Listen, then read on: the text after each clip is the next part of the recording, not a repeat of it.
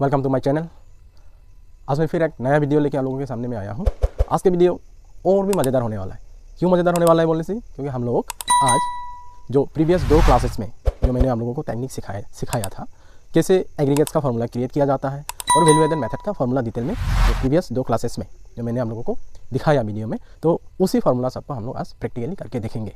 तो आज के क्लास में हम लोग बेसिक न्यूमेरिकल्स स्टार्ट करेंगे, फिर उसके बाद हम लोग और थोड़ा हाई लेवल न्यूमेरिकल्स में जाएंगे। तो देखते सबसे पहले हम लोग बेसिक में फोकस करते हैं, क्योंकि बेसिक बहुत जरूरी है। अगर हम लोग का बेसिक क्लियर हो गया तो हम लोग हाई लेवल का जितने भी न्यूमेरिकल क्वेश्चन है हम लोग आराम से कर सकते हैं। तो चलते हैं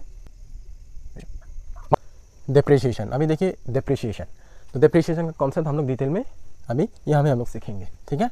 तो अभी देखिए डेप्रिसिएशन का मीनिंग होता है fall in the value of fix assets due to, किसके कारण फिक्स एसेट का वैल्यू कम हो जाता है। डेप्रिसिएशन का नॉर्मल जो मीनिंग है वही है फिक्स एसेट का वैल्यू कम हो जाना। अभी कम क्या कारण से होता है, वो होता है सबसे पहला रीजन होता है normal wear and tear, second reason होता है पैसेज ऑफ टाइम, फिर नेक्स्ट रीजन होता है एक्सपेक्टेड ऑब्सोलेशंस, फिर नेक्स्ट जो रीजन है वैल्यू कम होने का वो क्या है, एक्सीडेंटल डैमेज होता है। तो अभी देखते हैं कि नॉर्मल वेयर एंड टियर, जब नॉर्मल वेयर एंड टियर मतलब क्या होता है कि जब fix assets continuously production process में रन होता है तो वो टाइम में क्या हो जाता है, उसका कोई पार्ट घिस जाता है, तो उसके कारण क्या हो जाता है नॉर्मल वेयर और टियर होता है मशीन्स में या तो फिक्स एसेट्स में, तो उसी के कारण क्या हो जाता है फिक्स एसेट का वैल्यू कम हो जाता है। ये पहला रीजन है। दूसरा रीजन है passage of time. Passage of time इसका मतलब ये है कि जैसे जैसे टाइम पार होते जाता है क्या होता है कि अगर वो फिक्स एसेट रनिंग में हो ना हो तो मे भी हो सकता है रेन के कारण, वेदर के कारण, विंड के कारण, तो उसके कारण भी क्या हो जाता है जो फिक्स एसेट का वैल्यू कम होने लग जाता है। फिर उसके बाद हो गया एक्सपेक्टेड ऑब्सोलेशंस। एक्सपेक्टेड ऑब्सोलेशंस मतलब क्या होता है, जैसे टेक्नोलॉजी जब चेंज हो जाता है तो टेक्नोलॉजी चेंज हो जाने के कारण कोई भी मशीन आउटडेटेड हो जाता है, तो आउटडेटेड हो जाने के कारण क्या हो जाता है उसका मार्केट में डिमांड कम हो जाता है, तो डिमांड कम हो जाने के कारण उसका वैल्यू कम हो जाता है। तो ये हो गया एक्सपेक्टेड ऑब्सोलेशंस, ठीक है। फिर नेक्स्ट है एक्सीडेंटल डैमेज। एक्सीडेंटल डैमेज तो आप लोगों को पता चल ही रहा होगा कि जो फिक्स एसेट में अगर कोई एक्सीडेंट अगर हो जाता है तो उसके कारण क्या हो जाता है कि फिक्स एसेट का कोई पार्ट टूट जाता है या तो फिजिकल डैमेज हो जाता है, तो उसी के कारण भी फिक्स एसेट का वैल्यू कम हो जाता है। तो ये सब रीजन्स है फिक्स एसेट का वैल्यू कम हो जाना। तो ये है डेप्रिसिएशन का meaning, fall in the value of fix assets due to normal wear and tear, passage of time, expected obsolescence, उसके बाद एक्सीडेंटल डैमेज, ठीक है। फिर उसके बाद क्या है, अभी डेप्रिसिएशन का वैल्यू हम लोग कैसे फाइंड आउट करें। अगर क्वेश्चन में डायरेक्ट डेप्रिसिएशन का वैल्यू इतना है अगर दिया हुआ है तो कोई प्रॉब्लम नहीं है, लेकिन अगर क्वेश्चन में डेप्रिसिएशन का वैल्यू अगर दिया हुआ नहीं है तो वो सिचुएशन में हम लोग डेप्रिसिएशन का वैल्यू कैसे फाइंड आउट करें। तो उसके लिए 2 फार्मूलास हैं। डेप्रिसिएशन का कितने फार्मूलास है, 2 फार्मूलास, ये जरूर याद रखिए, ये डेप्रिसिएशन का फार्मूला बहुत जरूरी है। अभी देखिए डेप्रिसिएशन इक्वल, सबसे पहला फार्मूला है value of asset minus scrap value divided by expected life span of asset. अगर हम लोग एसेट का वैल्यू और उसका एसेट का वैल्यू से अगर हम लोग स्क्रैप वैल्यू माइनस करते हैं, फिर उसके बाद अगर हम लोग उसका जो लाइफ स्पेन होता है एसेट का एक एक्सपेक्टेड लाइफ स्पेन होता है कि वो कितना साल तक उसका लाइफ हो सकता है, मतलब कितना साल तक अच्छे से रनिंग होगा, तो वो है एक्सपेक्टेड लाइफ स्पेन। तो ये ऐसा करने से डेप्रिसिएशन का वैल्यू हम लोगों को मिल जाता है, ठीक है। फिर उसके बाद नेक्स्ट जो फार्मूला है gross value minus net value. That means अगर हम लोग कोई भी वैल्यू अगर होता है तो ग्रॉस वैल्यू में, ठीक है, तो उसी ग्रॉस वैल्यू से अगर हम लोग नेट वैल्यू को अगर माइनस करते हैं तो हम लोगों को क्या मिल जाता है, डेप्रिसिएशन मिल जाता है, ठीक है। एकदम सिंपल सा फार्मूला है, याद रखिए, नहीं तो बाद में न्यूमेरिकल्स क्वेश्चन करते टाइम में प्रॉब्लम हो सकता है। तो एकदम जरूर ये फार्मूला को याद रखिए, अब भी नोट डाउन करके रखिए, वीडियो को पॉज कीजिए और फार्मूला को लिख के रखिए, तो ये बहुत काम देने वाला है आप लोगों को, ठीक है। फिर अभी नेक्स्ट हम लोग मूव करेंगे नेट इनडायरेक्ट टैक्स में। तो अभी नेट इनडायरेक्ट टैक्स इक्वल क्या होता है कि क्योंकि नेट इनडायरेक्ट टैक्स हमेशा माइनस किया जाता है, नेट इनडायरेक्ट टैक्स का वैल्यू हमेशा माइनस होता है, इसलिए मैं सामने में ब्रैकेट का सामने क्या लिखा, मैंने माइनस लिखा, minus with in bracket indirect tax minus subsidies. ये फार्मूला होता है नेट इनडायरेक्ट टैक्स का, ठीक है। फिर अभी इनडायरेक्ट टैक्स का अंदर क्या क्या आ सकता है, क्या क्या अलग अलग नाम हो सकता है। एक तो होता है आजकल तो एक हो गया सेल्स टैक्स, एक हो गया प्रोडक्शन टैक्स, ठीक है ना। तो ये जीएसटी और ये सेम ही है ऑलमोस्ट, तो कभी कभी क्या होता है जीएसटी का जगह में क्या दिया जाता है, सेल्स टैक्स दिया जाता है, ठीक है। जीएसटी भी क्या है, ये सेल्स टैक्स है। फिर उसके बाद एक्साइज ड्यूटी या तो एक्साइज ड्यूटी, ठीक है, तो ये हो गया प्रोडक्शन टैक्स, ठीक है।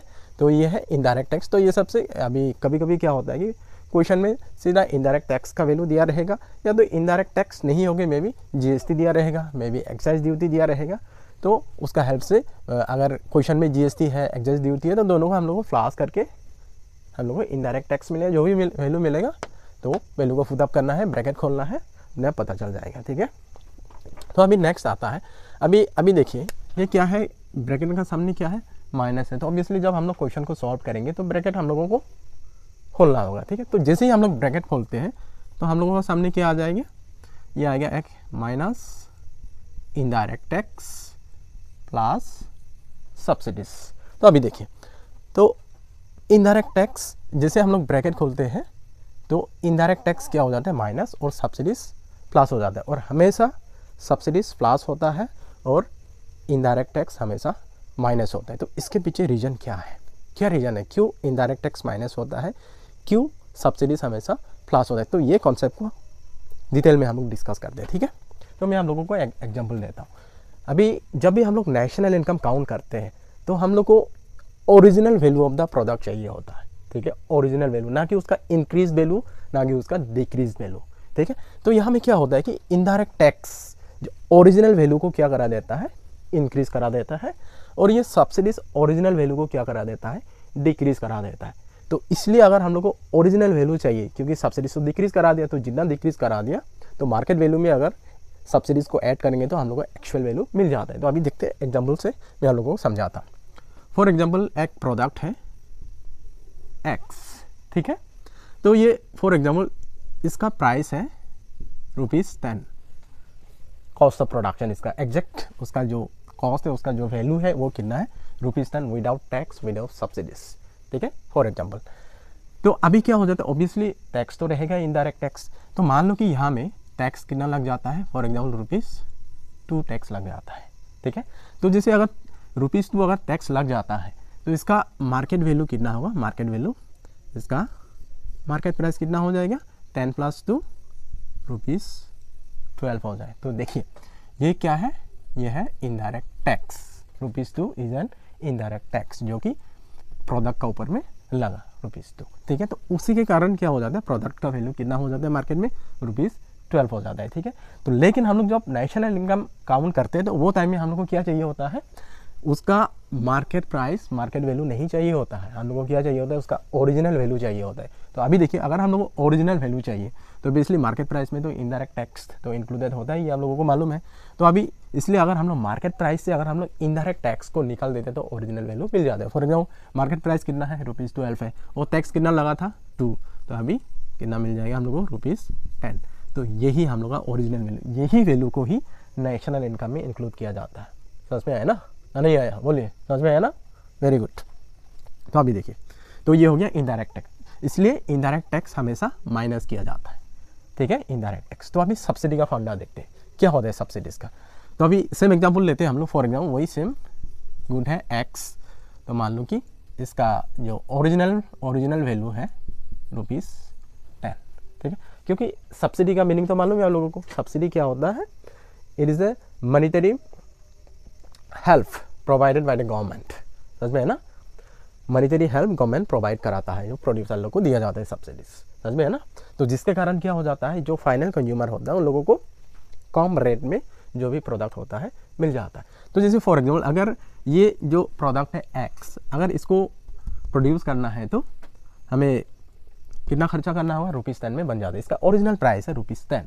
तो फॉर एग्जाम्पल अभी गवर्नमेंट इसी का ऊपर में क्या दे देता है, सब्सिडी दे देता है। फॉर एग्जाम्पल सब्सिडी कितना का सब्सिडी दे देता है, ₹5 का सब्सिडी गवर्नमेंट दे देता है। ठीक है, तो सब्सिडी क्योंकि on behalf of people government तो पे कर दिया कंपनी वालों को। ठीक है ना, तो अभी ऑब्वियसली मार्केट में आके ये जो प्रोडक्ट है इसका प्राइस कितना हो जाएगा, इसका मार्केट प्राइस कितना हो जाएगा, market price will be equal to ₹5। अभी देखिए सब्सिडीज क्या करा दिया, जो ओरिजिनल वैल्यू से मार्केट वैल्यू क्या करा देता है, कम हो जाता है, मार्केट वैल्यू कम हो जाता है, ओरिजिनल वैल्यू से मार्केट वैल्यू कम हो जाता है। किसके कारण होता है, सब्सिडीज के कारण कम होता है। ठीक है, तो अभी अगर हम लोगों को ओरिजिनल वैल्यू चाहिए, क्योंकि हम लोगों को तो नेशनल इनकम काउंटिंग में हमको ओरिजिनल वैल्यू चाहिए, original value of the product चाहिए, ना कि इंक्रीज ना कि डिक्रीज वैल्यू। ठीक है, तो ऑब्वियसली अगर हम लोगों को ओरिजिनल वैल्यू चाहिए तो क्या करना होगा, जो सब्सिडी रिड्यूस, जो प्राइस को क्या करा दिया था, रिड्यूस करा दिया, वैल्यू को रिड्यूस करा दिया था। तो ऑब्वियसली ओरिजिनल वैल्यू चाहिए तो हम लोगों को क्या करना होगा, 5 को फ्लैश करना होगा। तो उसके बाद कितना आएगा हम लोग को, ₹10। तो ओरिजिनल वैल्यू मिल जाता है। अभी तो आप लोगों को समझ में आया होगा ना कि हमेशा सब्सिडीज क्यू प्लस होता है और इनडायरेक्ट टैक्स क्यू माइनस होता है, क्योंकि सब्सिडीज ओरिजिनल जो वैल्यू होता है, ओरिजिनल वैल्यू से मार्केट वैल्यू को क्या करा देता है, कम करा देता है, लेकिन हमको ओरिजिनल वैल्यू चाहिए हमें, ठीक है।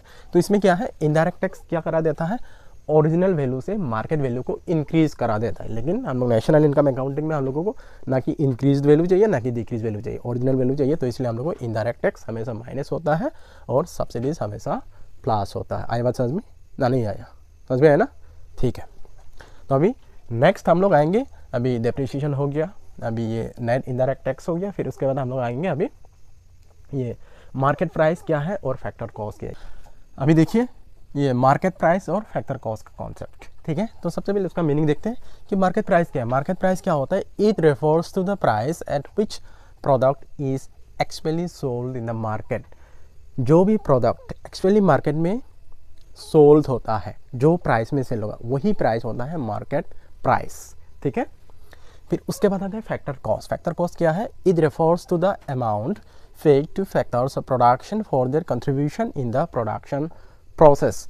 तो ये फैक्टर कॉस्ट वो वैल्यू होता है, जो वैल्यू क्या होता है, वो वैल्यू क्या होता है, अमाउंट होता है जिसको पेड किया जाता है फैक्टर्स ऑफ प्रोडक्शन। क्यों पेड किया जाता है, क्योंकि फैक्टर्स ऑफ प्रोडक्शन प्रोसेस में कंट्रीब्यूशन देते हैं, तो उसी के कारण जो भी फैक्टर पेमेंट होता है फैक्टर्स ऑफ प्रोडक्शन को, वही होता है एट फैक्टर कॉस्ट। तो अभी जो अमाउंट फैक्टर्स ऑफ प्रोडक्शन को पेमेंट किया जाता है, एक होगा रेंट, वेजेस, इंटरेस्ट और प्रॉफिट। तो ये सब पूरा मिलके क्या होता है, वो एट फैक्टर कॉस्ट बोला जाता है। और एक बार ध्यान रखिए, मार्केट प्राइस में क्या होता है, मार्केट प्राइस में क्या होता है, इनडायरेक्ट टैक्स इंक्लूडेड होता है। तो आप लोगों को दिखाई भी देता होगा, जब भी प्राइस कोई भी सामान जब आप लोग मार्केट से खरीदते हैं उसमें क्या लिखा रहता है, MRP।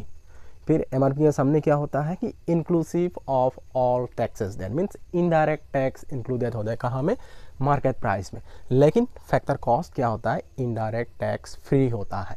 तो इसलिए जब भी हम लोग मार्केट प्राइस से, क्योंकि फैक्टर कॉस्ट क्या होता है, वो एक्चुअल जो वैल्यू होता है वही होता है फैक्टर कॉस्ट। जैसे हम लोग नेशनल इनकम काउंट करने में भी कहाँ में होता है, फैक्टर कॉस्ट में ही मिलता है, जैसे कि net national product at factor cost. तो इसलिए हम लोग को एक्चुअल वैल्यू चाहिए। तो इसलिए मार्केट प्राइस क्या होता है, इसमें इनडायरेक्ट टैक्स इंक्लूडेड होता है, ये फैक्टर कॉस्ट एक्चुअल वैल्यू होता है। तो इसलिए हम लोग जब हम लोग मार्केट प्राइस से नेट इनडायरेक्ट टैक्स अगर हम लोग निकाल देते हैं तो हमें क्या मिलेगी, फैक्टर कॉस्ट।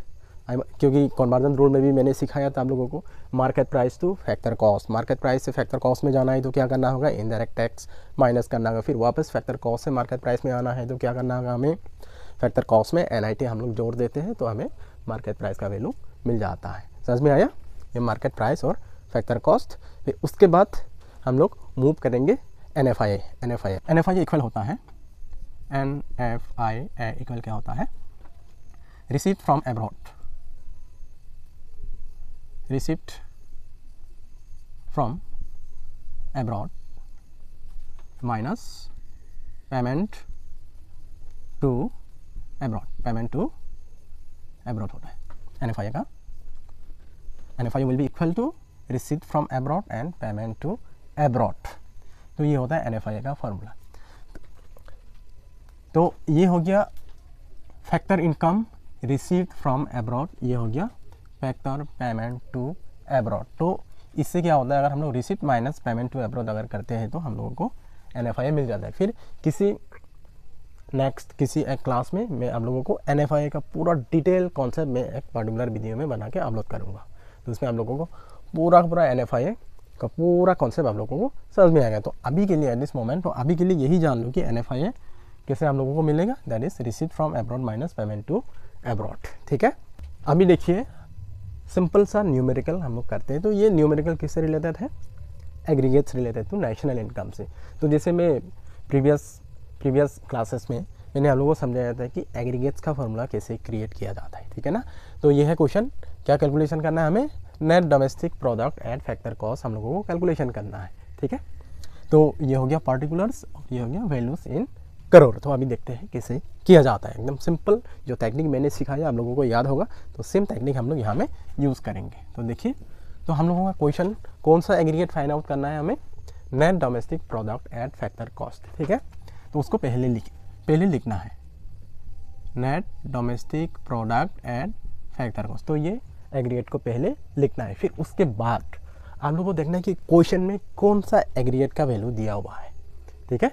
वो कौन सा एग्रीगेट का वैल्यू दिया हुआ है, GNP एट मार्केट प्राइस का वैल्यू दिया हुआ है। तो सिंपली जो एग्रीगेट का वैल्यू क्वेश्चन में दिया हुआ है, ठीक इक्वल के बाद वो एग्रीगेट को कहाँ में लिखना है, यहाँ में लिखना है, GNP एट मार्केट प्राइस, ठीक है, GNP एट मार्केट प्राइस। तो अभी जो टेक्निक मैंने सिखाया था सिम, अभी क्या करना है, हमें कंपेयर करना है, क्योंकि हम लोग इसका हेल्प से इसका वैल्यू को हम लोग निकालने जा रहे हैं, ठीक है ना। तो अभी एक एक करके कंपेयर कीजिए, ये है ग्रॉस, ये क्या है, ये है नेट, ग्रॉस टू नेट। हम लोग कहाँ से जा रहे हैं, ग्रॉस वैल्यू से नेट वैल्यू। अगर ग्रॉस वैल्यू से नेट वैल्यू में जाना है तो क्या करना होगा, हमें माइनस डिप्रिसिएशन। सबसे पहले फार्मूला को क्रिएट कीजिए बढ़िया से, ठीक है।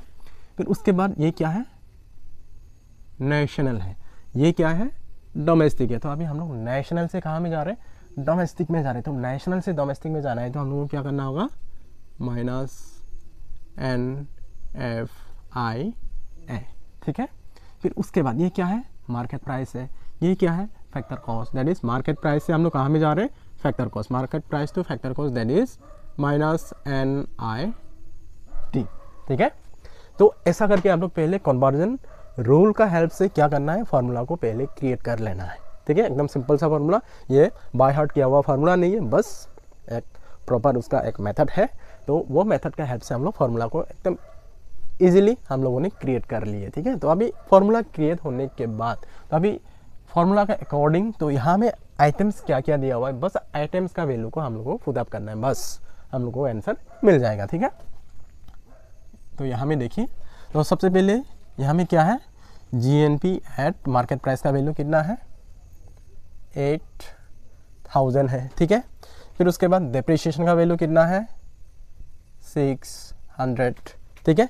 फिर उसके बाद NFI का वैल्यू कितना है, 300, लेकिन फार्मूला में क्या है, माइनस है, तो फार्मूला में माइनस है तो हम लोग यहाँ में क्या क्या लिखेंगे, माइनस ही लिखेंगे, ठीक है। तो अभी NFI का वैल्यू कितना है, 300।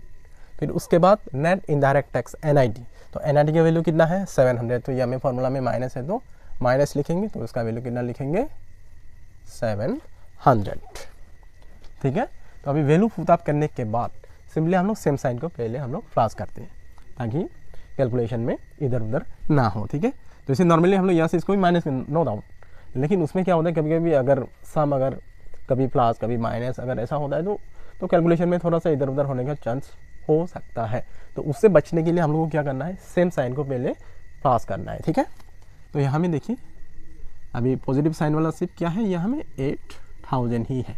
फिर अभी नेगेटिव साइन वाला कितना है, ये है, ये अभी देखिए 600 प्लस 300 900, ठीक है, ऑब्वियसली 900। फिर ये 700 है तो कितना होगा, यहाँ में 1600 हो गया ना। तो अभी तीनों को जोड़ने से हमें कितना मिल जाता है, 1600, ठीक है।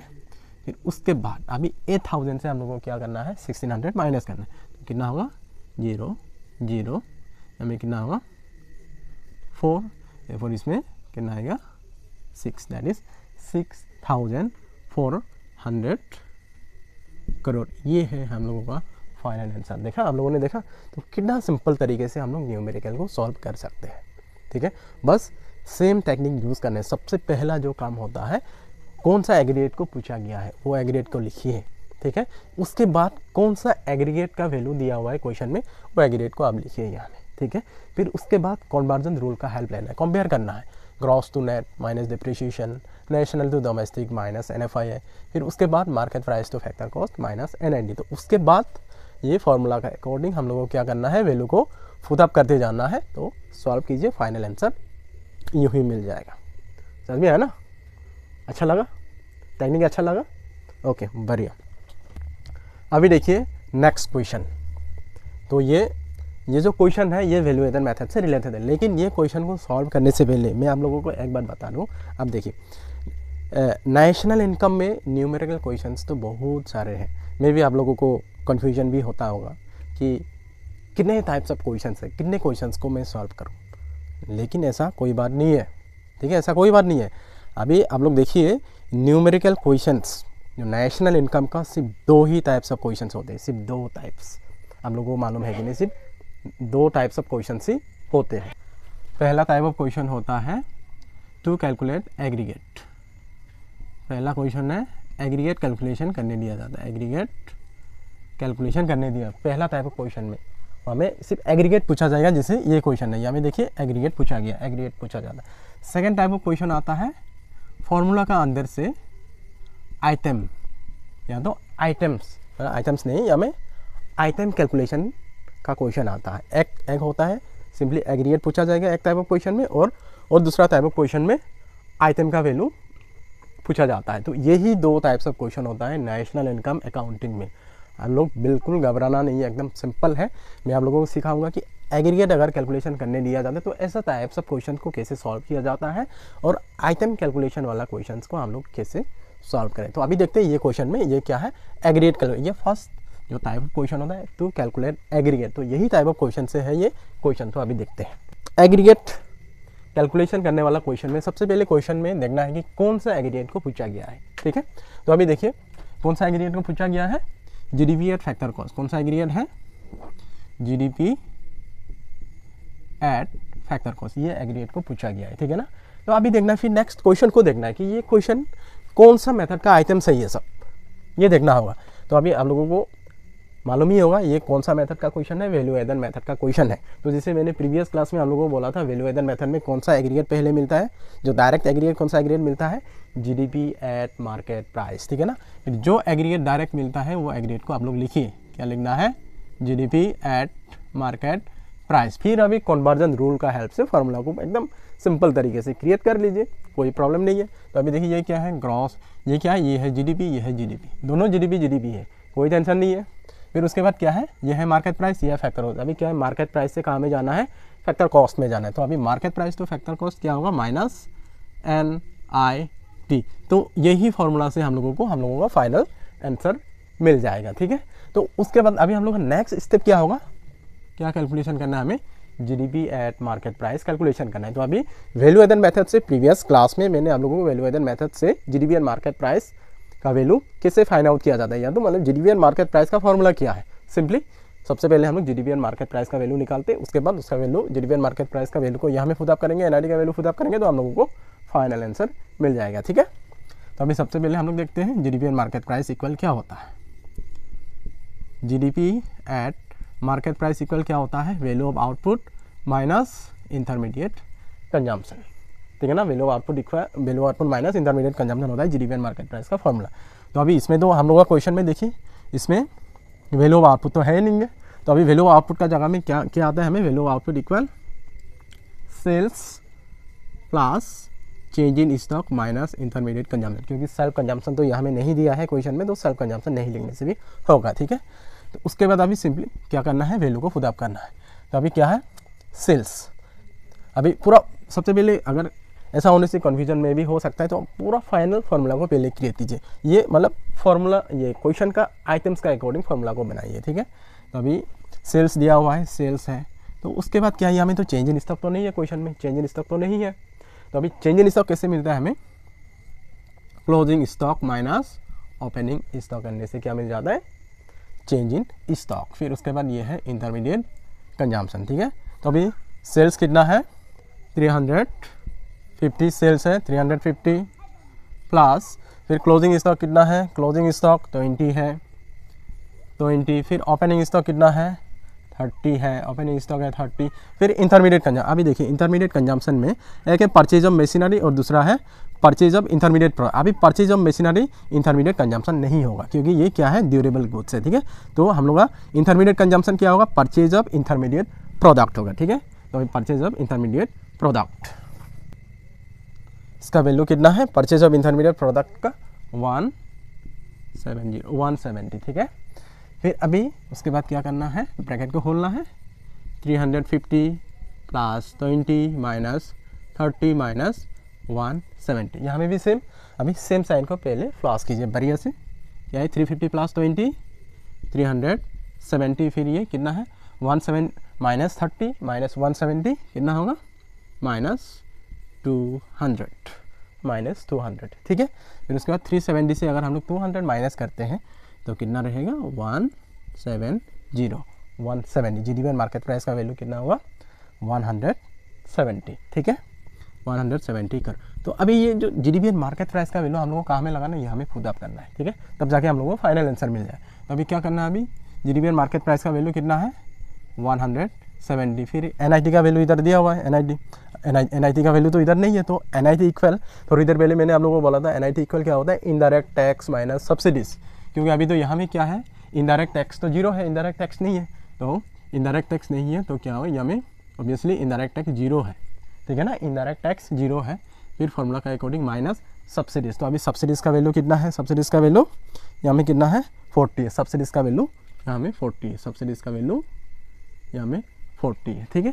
फिर उसके बाद क्या करना है 170 प्लस 40 कितना होगा 210 करोड़। यही है हम लोगों का फाइनल आंसर। बहुत ही सिंपल तरीके से हम लोगों ने आंसर हम लोगों ने कैलकुलेशन कर लिया। तो ये क्या है, टू कैलकुलेट एग्रीगेट वाला क्वेश्चन है ये।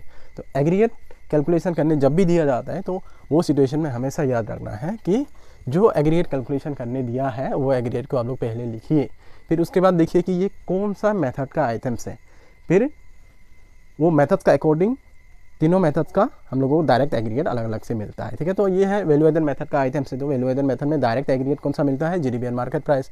तो GDP मार्केट प्राइस मिल गया। फिर अभी कन्वर्जन जो रूल है उसका हेल्प से हम लोगों ने क्या कर दिया, फार्मूला क्रिएट कर लिया। फिर सबसे पहला काम हम लोगों ने क्या किया, GDP मार्केट प्राइस का वैल्यू हम लोगों ने कैलकुलेशन किया, क्योंकि जो वैल्यू एडेड मेथड से GDP मार्केट प्राइस का फॉर्मूला क्या है, value of output minus intermediate consumption, ठीक है। फिर आए value of output equal sales plus change in stock minus intermediate consumption. फिर उसके बाद सेल्स, अभी चेंज इन स्टॉक का जगह में क्या आया, closing stock minus opening stock, फिर माइनस इंटरमीडिएट कंजम्पशन। फिर उसके बाद हम लोगों ने क्या किया, क्वेश्चन से देख के हम लोग बस वैल्यू को हम लोगों ने फुट अप किया, फुट अप करके हम लोगों ने सॉल्व किया। फिर उसके बाद हम लोगों को क्या मिल जाता है, GDP मार्केट प्राइस का वैल्यू मिल जाता है, ठीक है। फिर उसके बाद सेम GDP मार्केट प्राइस का वैल्यू जो सबसे पहले हम लोगों ने फार्मूला क्रिएट किया था वो हमें हम लोगों को फुट अप करना है, ठीक है। तो फुट अप करने के बाद सॉल्व करना है, उसके बाद हम लोगों को बहुत ईजी तरीके से फाइनल आंसर मिल जाता है। तो यही होता है एग्रीगेट कैलकुलेशन करने का टेक्निक। आई होप आप लोगों को बहुत अच्छी तरीके से समझ में आया होगा। तो एट लास्ट मैं आप लोगों को फिर से रिक्वेस्ट कर रहा हूँ, प्लीज़ सब्सक्राइब कीजिए चैनल को, लाइक कीजिए, कमेंट कीजिए, ताकि ज़्यादा से ज़्यादा लोगों तक पहुँचे, तो इसका बेनिफिट ज़्यादा से ज़्यादा लोगों को मिले, मैं यही चाहता हूँ। तब के लिए बाय बाय।